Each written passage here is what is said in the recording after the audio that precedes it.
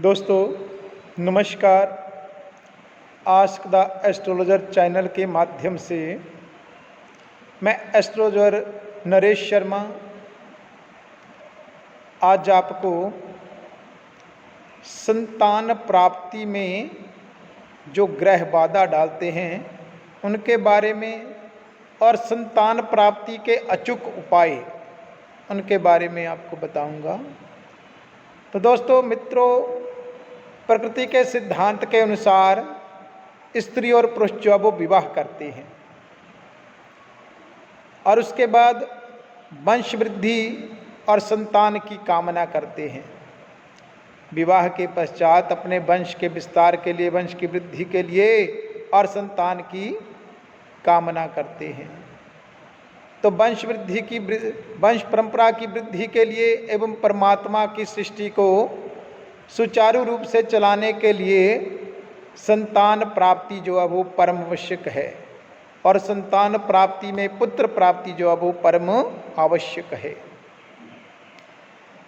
तो ज्योतिष शास्त्र में कुंडली को देखकर, जन्म कुंडली को देखकर, लग्न कुंडली को देखकर, नमांश कुंडली को देखकर, इन सब कुंडलियों को देखकर कुंडली में संतान योग है या नहीं, या संतान योग में बाधक ग्रह कौन सा है, संतान होगी तो कब होगी, संतान होगी तो कैसी होगी, और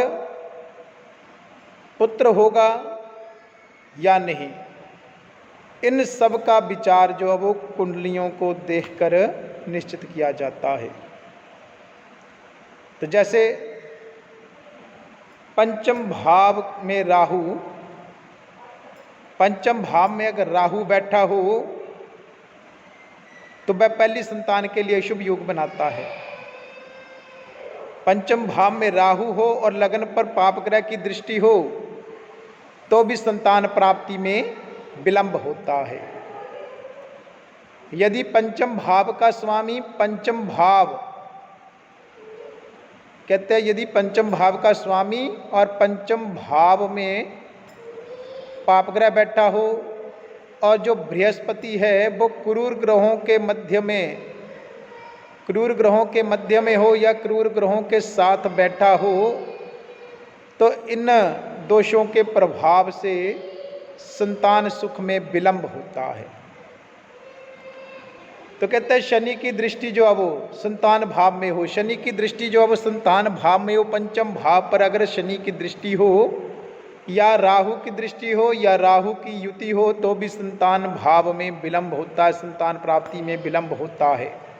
मंगल केतु की युति, मंगल केतु की युति या मंगल केतु की दृष्टि जो है वो संतान भाव में हो तो भी जातक को शारीरिक कष्ट होता है, अर्थात मिसगैरेज का योग बन जाता है, गर्भपात का योग बन जाता है और संतान में विलंब होता है या निसंतान योग भी बना देता है।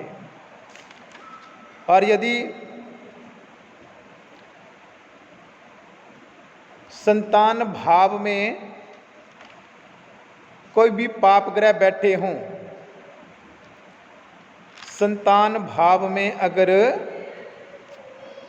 पाप ग्रह बैठे हों, पाप ग्रह से दृष्ट भी हों तो भी संतान प्राप्ति में विलंब होता है।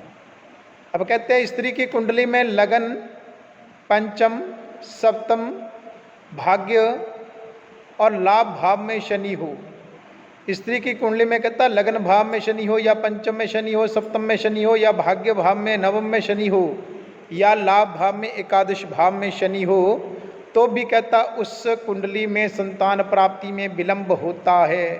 संतान प्राप्ति होती है लेकिन विलंब होता है, देरी से होता है। और भी कुछ कुंडली में योग होते हैं, बहुत से योग ऐसे होते हैं जिनसे निसंतान योग बनता है, अनपत्य योग बनता है या संतान प्राप्ति में विलंब होता है या संतान होती है लेकिन गर्भपात हो जाता है। जैसे सूर्य राहु की युति जो है वो, मंगल राहु की युति, बृहस्पति राहु की युति, ये सब जो योग हैं ये संतान प्राप्ति में बाधा कारक योग होते हैं। तो इनके लिए क्या करना चाहिए? अगर कुंडली में संतान योग संतान योग प्राप्ति में विलंब योग है या निसंतान योग है, तो उसको उस जातक को कौन से उपाय करने चाहिए? तो कहते हैं कि पति पत्नी जो है वो दोनों श्रद्धा भाव से शंकर जी का पूजन करें। अगर कुंडली में ऐसे योग हैं तो पति पत्नी जो है वो दोनों श्रद्धा भाव से मन लगाकर, लगन लगाकर भगवान शंकर का पूजन करें, उपासना करें। प्रतिदिन जो है वो शिव सहस्त्र नाम स्तोत्र का पाठ करें और साथ में 11 सोमवार लगातार गाय के दूध से भगवान शंकर का रुद्राभिषेक करवाए। भगवान शंकर का पूर्ण रूप से रुद्राभिषेक करवाए, उनका श्रृंगार करे, उनको नैवेद्य भोग आदि अर्पण करे और श्रद्धा भाव से ब्राह्मणों को दक्षिणा, दान दक्षिणा देकर वस्त्र आदि से संतुष्ट करे, तो निश्चय ही भगवान शंकर जी प्रसन्न होते हैं और उनको संतान प्राप्ति का वरदान देते हैं, उनको संतान प्राप्ति होती है। तो दूसरा उपाय क्या है कि संतान गोपाल मंत्र। पति पत्नी जो है वो दोनों प्रतिदिन या तो संतान गोपाल स्तोत्र का पाठ करें या संतान गोपाल मंत्र ओम क्लीम देवकी स्तुत गोविंदम वासुदेवम जगतपते देहि मे तनयम कृष्ण त्वाम हम शरणम गता क्लीम ओम। संतान गोपाल मंत्र का या ओम नमो भगवते वासुदेव या संतान गोपाल मंत्र का 1.25 लाख की संख्या में विद्वान ब्राह्मणों से जाप कराए, हवन कराए, श्रद्धा पूर्वक दान करे, गौ का दान करे। तो इन सब का दान करने से, इन सब का जाप आदि करने के बाद उनको संतान प्राप्ति होती है और ये निश्चय है कि उनको संतान प्राप्ति होगी। अगला उपाय है कि दोनों पति पत्नी जो है वो बृहस्पति देव का पूजन करें, भगवान विष्णु का पूजन करें और पीले कपड़े धारण करें। काला या नीला कपड़ा आदि ना धारण करें, सिर्फ पीले कपड़े धारण करें और गुरुवार के दिन पीले कपड़े पहने, व्रत करें, कथा करें और पीली वस्तुओं का दान करें और वीरवार को व्रत रखें और एक समय मीठा भोजन करें। तो इन सब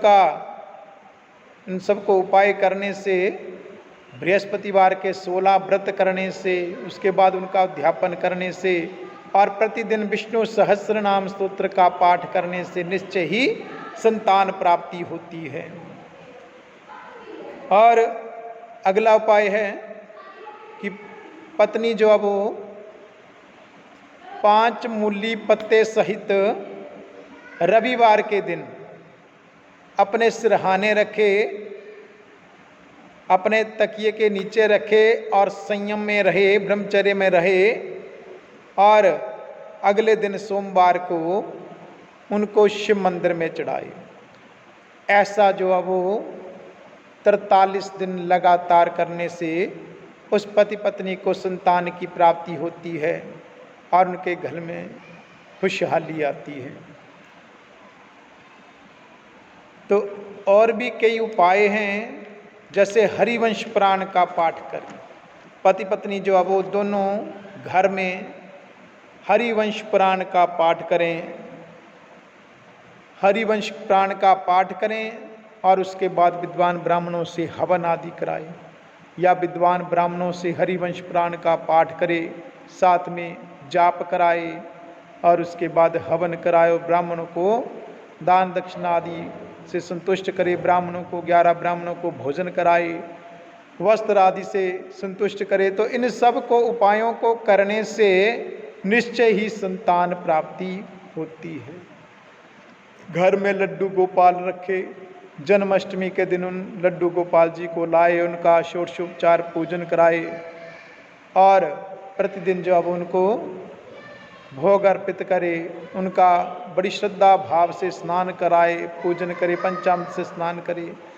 तो ये छोटे छोटे उपाय हैं जो संतान प्राप्ति में लाभदायक होते हैं।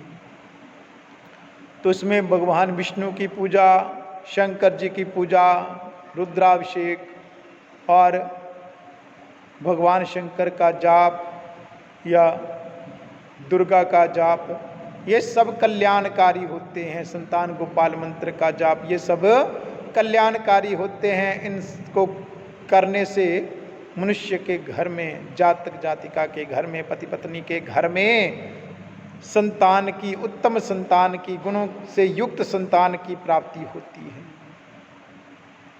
तो दोस्तों, आज के लिए इतना ही। नमस्कार, जय महाकाल, जय श्री मस्तिकामा।